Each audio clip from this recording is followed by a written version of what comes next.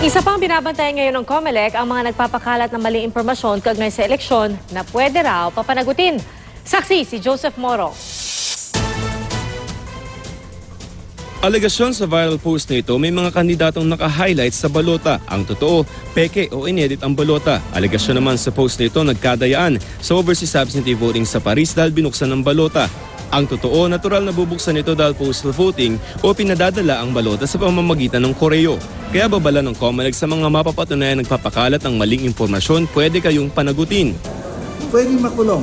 Ay itong mga netizen na nagpapalabas ng mga false report, ang epekto niyan, ina-undermine nila ang electoral process. Sa inilabas sa Supplemental General Instructions, paglabag din sa Omnibus Election Code ang mga frivolous complaint o walang saysay na mga reklamo na may layong makapanggulo sa araw ng eleksyon. 1 hanggang 6 na taong pagkakabilanggo ang parusa. Paglilinaw ng COMELEC, hindi ito sapat na dahilan para matakot ang mga lehitimong nagrereklamo. Magandang punto lalo't makakapagpahirap pa sa pag-imbestiga sa mga lehitimong reklamo kung matatabunan ng mga ito ng panluloko lamang. Kung lehitimo naman ang inyong reklamo sa araw mismo ng eleksyon, maaari kayong lumapit sa chairman ng Board of Election Inspectors. Papanumpaan ninyo ang inyong reklamo at itatala ito sa minutes ng BEI.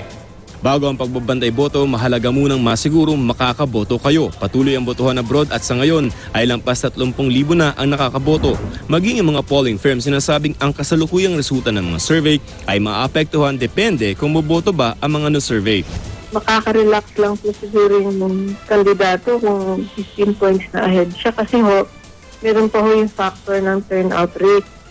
Ito po halos lahat ng respondents sumasagot.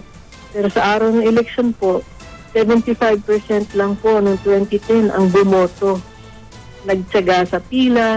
Noong election 2013 naman, mahigit 77% ang turnout.